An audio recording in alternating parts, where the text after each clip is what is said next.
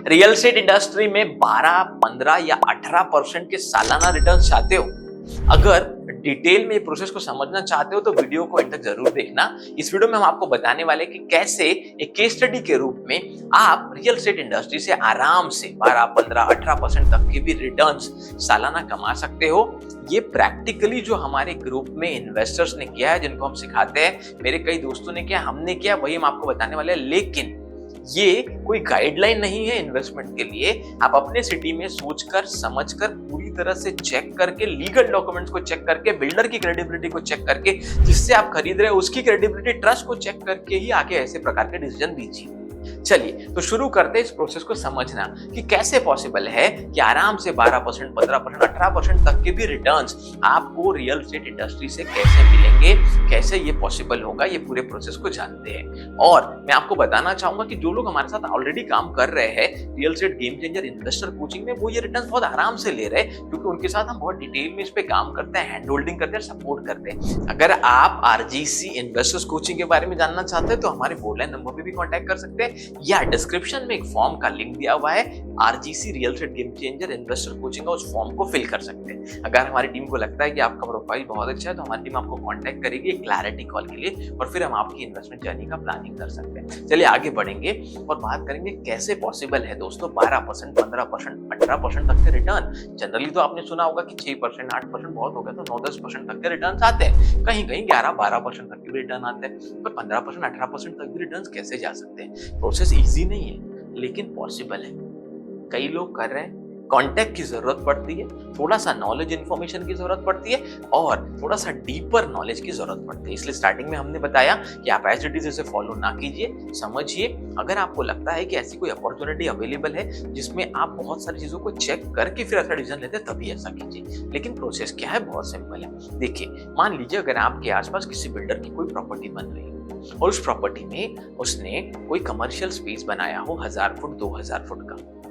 अगर ऐसा कोई भी प्रॉपर्टी आपके आसपास अवेलेबल है, नो डाउट कमर्शियल प्रॉपर्टी होने की वजह से उसका रेट थोड़ा ज्यादा होगा, और ये स्ट्रैटेजी बहुत इजीली पॉसिबल हो सकती है ग्रोइंग एरियाज में, टियर 2 सिटीज में और टियर 3 सिटीज में। टियर 1 सिटीज में कमर्शियल प्रॉपर्टी लेना सबके बस की तो इजी बात नहीं होती, थोड़ा डिफिकल्ट होता है। लेकिन अगर आपके पास थोड़ा लो बजट भी है, मीडियम बजट भी है, तो आप टियर 2, टियर 3 सिटीज में ले सकते हैं। और टियर 1 सिटी में भी ये स्ट्रैटेजी पॉसिबल उन्हीं लोगों के लिए है जिनके पास अच्छा इन्वेस्टमेंट कैपेसिटी है। क्योंकि फिर दूसरा फायदा ये होता है दोस्तों कि टियर 1 सिटी में उतना ज्यादा रेंट भी मिलता है, जिससे आपका टोटल रिटर्न ऑन इन्वेस्टमेंट अच्छा आता है।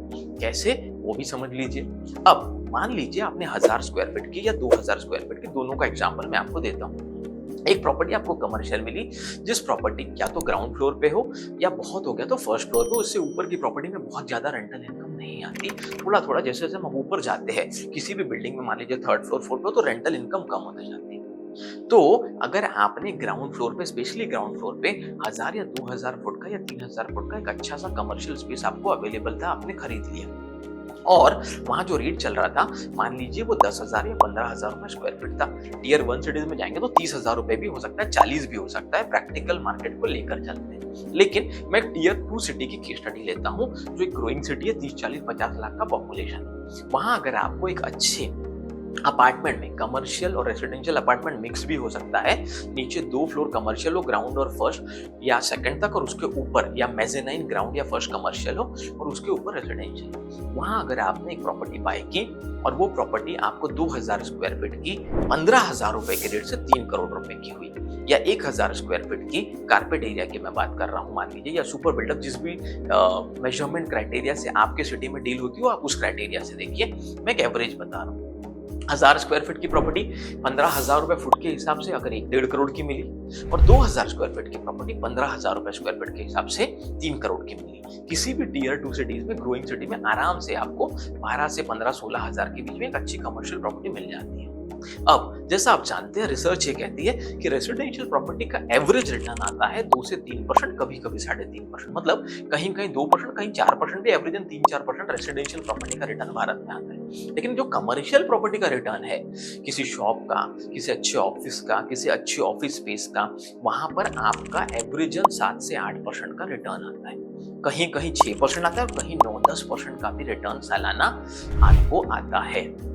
इस केस में दोस्तों, अगर आप ऐसी कोई प्रॉपर्टी खरीदते हैं या आपके कॉन्टेक्ट अच्छे, आपके नेटवर्क अच्छे, बहुत सारे बैंक में, फ्रेंचाइजीज में या कोई बड़े ब्रांड्स में जिन्हें लैंड एक्विजिशन की पोजीशन पे वैसे लोगों को आप जानते हैं, पहचानते हैं और आपको पहले से पता है कि XYZ एरिया में एक 2000 स्क्वायर फीट की प्रॉपर्टी ये बैंक देख रहा है। अब मान लीजिए कि आप उसके किसी एम्प्लॉय से, एक्विजिशन हेड से पहचान है आपकी, आपको पता है और आपने बराबर वैसी ही प्रॉपर्टी जैसी उन्हें चाहिए वो पहले बाय कर ली, या बाय करने से पहले मान लीजिए आप बिल्डर से मिले, आपने बिल्डर को XYZ एक अमाउंट दिया, एक टोकन अमाउंट 1 लाख रुपए, या मान लीजिए एग्रीमेंट का अमाउंट अगर 1.5 करोड़ की प्रॉपर्टी 15 लाख रुपए देख के आप एग्रीमेंट कर लिया, या एग्रीमेंट करने से पहले टोकन के बाद ही आपने वो प्रॉपर्टी दिखा दी और वो बोला कि उसके पूरे जो क्राइटेरिया है सिलेक्शन के, उस कंपनी के, उस बैंक के, उस फ्रेंचाइजी के, उसमें वो प्रॉपर्टी परफेक्ट बैठ रही है।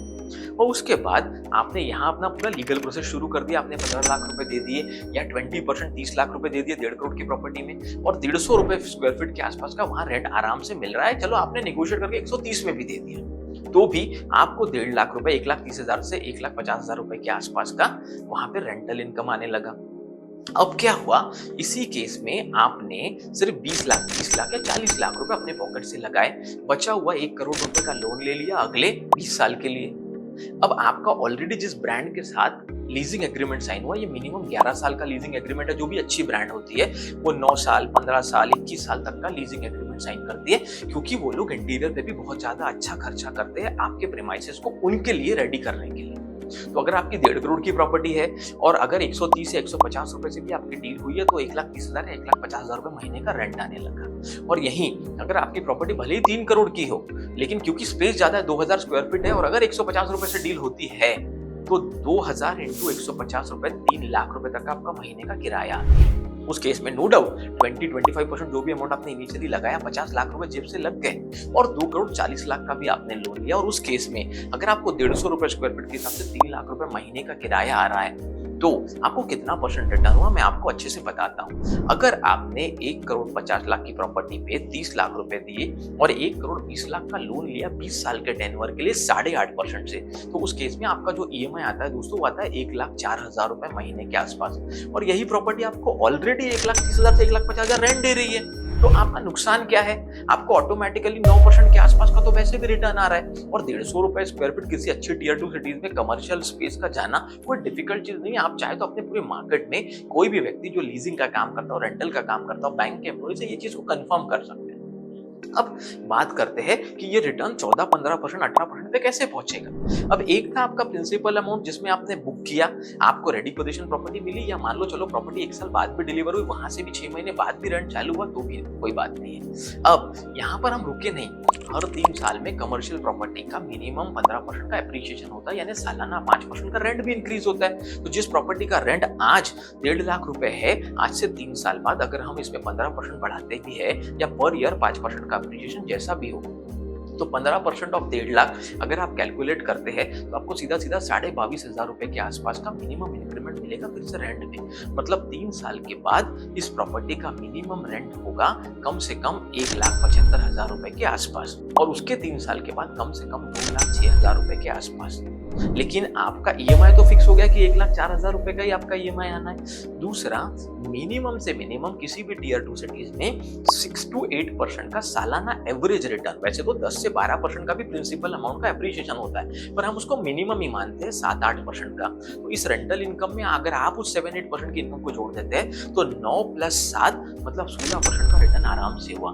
अगर 10% का रिटर्न आ रहा और इधर 8% का, तो 18% का भी रिटर्न हुआ।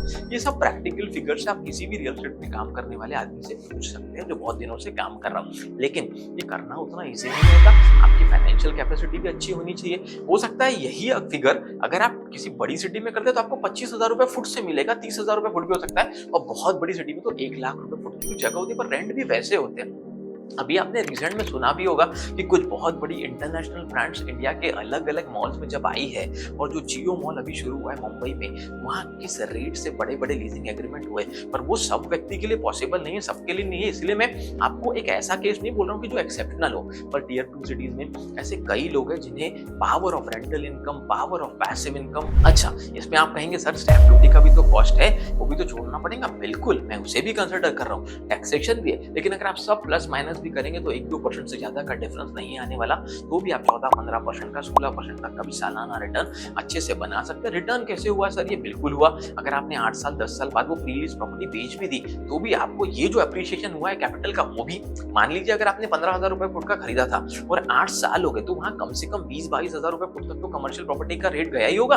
तो आप कैलकुलेट कर लीजिए, तो जब आप 8 साल बाद बेचेंगे तो आप 22,000 रुपए के रेट से बेचेंगे और इस 8 साल में जो रेंटल इनकम आपको मिली है वो भी एक बहुत बड़ा अमाउंट है। तो टोटल इनकम अगर आप देखेंगे तो ऑटोमेटिकली आपको 15% 18% तक की सालाना रिटर्न रियल एस्टेट में सही तरीके से, सही जगह, सही रिसर्च करके, लीगल पेपर के प्रॉपर नॉलेज से आप ये कर सकते हैं। इम्पॉसिबल नहीं है लेकिन उतना ईजी भी नहीं है। मैंने स्टार्टिंग में भी वीडियो में बताया था, आपको इस प्रोसेस को डिटेल में समझना पड़ेगा, एडवांस में समझना पड़ेगा। जो हैंड होल्डिंग के थ्रू हम हमारे इन्वेस्टर्स के साथ ये सब पूरे प्रोसेस करते हैं, समझाते हैं, सिखाते हैं, बहुत रिसर्च करवाते हैं, उसके बाद ये सब चीजें वो करते हैं और इतने अच्छे रिटर्न्स पाते हैं।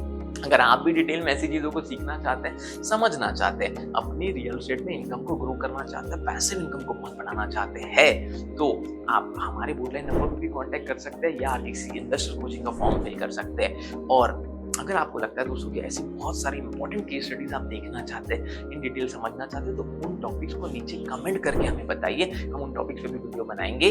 और चैनल को सब्सक्राइब करके लाइक करना, वीडियो को और बेल आइकन को हिट करना ना भूलें। हम नहीं चाहते ऐसे वैल्यू एडेड प्रैक्टिकल जिससे आप लाखों करोड़ों रुपए बना सको, ऐसे वीडियोस आप कभी मिस करो। अभी तक जो प्यार आपने दिया उसके लिए बहुत बहुत धन्यवाद।